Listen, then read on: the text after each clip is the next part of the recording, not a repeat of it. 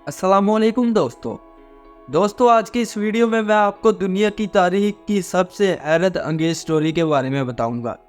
आप इसको चोरी कहें या डाका, लेकिन दुनिया की सबसे ताकतवर एजेंसीज में से एक FBI भी इस केस को सोल्व करने में नाकाम है। उम्मीद करता हूं कि ये वीडियो आपको पसंद आएगी।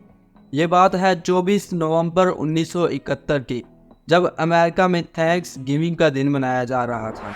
एक आदमी जिसकी उम्र तकरीबन 40 साल के करीब होगी, एक ब्लैक सूटकेस के साथ अमेरिका के पोर्टलैंड इंटरनेशनल एयरपोर्ट पर पहुंचा। ये शख्स सीधा फ्लाइट काउंटर जाकर रुका, जो नॉर्थ वेस्ट ओरिएंट एयरलाइन का काउंटर था।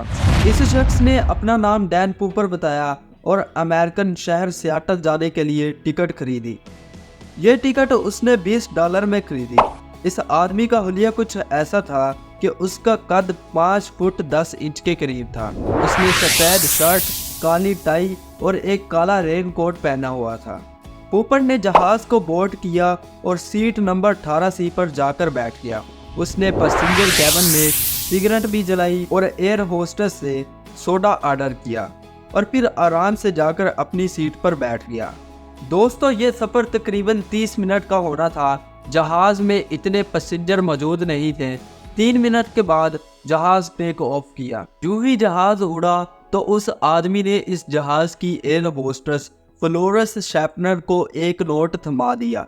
फ्लोरेंस को लगा कि इस नोट पर इसने अपना कॉन्टैक्ट नंबर लिख दिया, इसीलिए उसने नोट को देखे और पढ़े बगैर अपने पर्स में डाल लिया।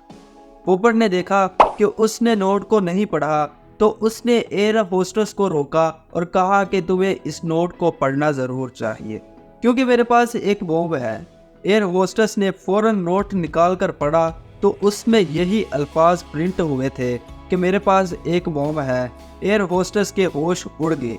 दोस्तों, उन दिनों एयरपोर्ट पर इतनी सिक्योरिटी नहीं हुआ करती थी और ये एक डोमेस्टिक फ्लाइट थी, इसीलिए उसका फ़ायदा उठाकर ये आदमी अपना ब्रीफकेस में बॉम्ब लेकर जहाज़ में दाखिल होने में कामयाब हो गया।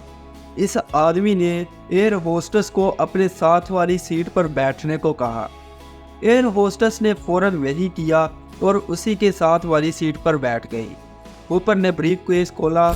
इस ब्रीफकेस में 8 लाल सिलेंडर मौजूद थे, जो तारों के जरिए एक दूसरे के साथ जुड़े हुए थे।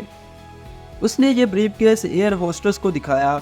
ये देखकर एयर होस्टेस के होश उड़ गए। उस आदमी ने फौरन ब्रीफकेस को बंद किया और एयर होस्टेस से $2 लाख की डिमांड की। उसने कहा कि उसको $2 लाख कैश की सूरत में चाहिए और वो भी 5 बजे तक।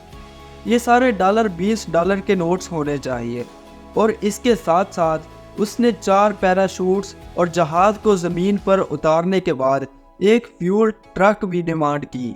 उसने कहा कि मैं मजाक नहीं कर रहा, अगर मेरी डिमांड पूरी ना हुई तो मैं फ़ौरन इस बम को यहीं पे चला दूंगा। एयर होस्टेस ने फ़ौरन ये बात पायलट विलियम स्कॉट को बताई और पायलट ने नीचे लोकल अथॉरिटीज़ को खबर किया कि उनका जहाज़ हाईजैक हो चुका है और उस आदमी की सारी डिमांड्स बताई। बगैर रिस्क लिए सारी डिमांड पूरी करने का फैसला किया गया।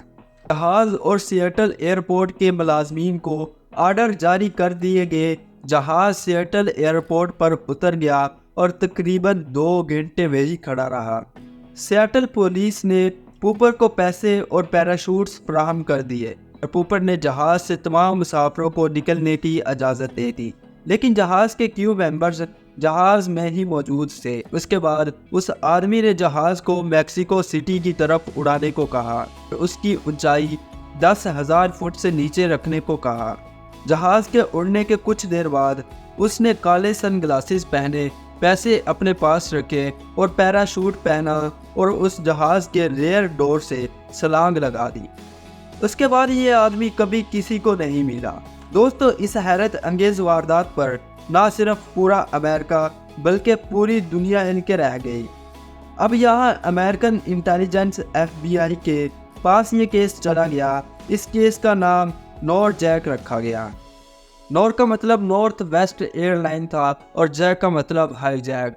पूपर ने छलांग लगाते हुए अपनी टाई उतार दी थी, जिस पर उसका एक DNA सैंपल मिल गया।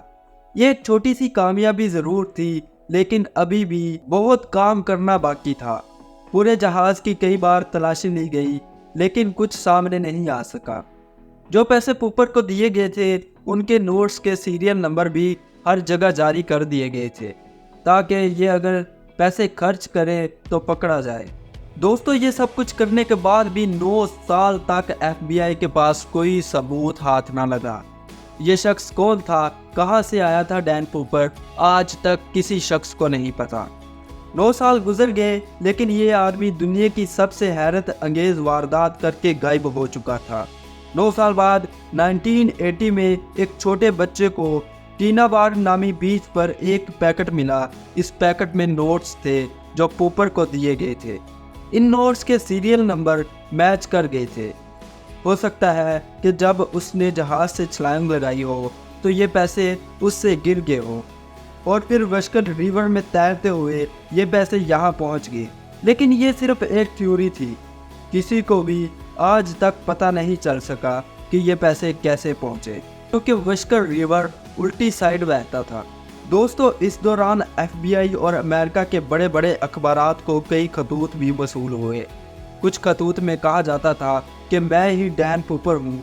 कुछ खतूत में ये दावा किया जाता था मैं पूपर का भाई हूँ, और इन खतूत को लिखने वाले का कोई सुराग न मिल सका।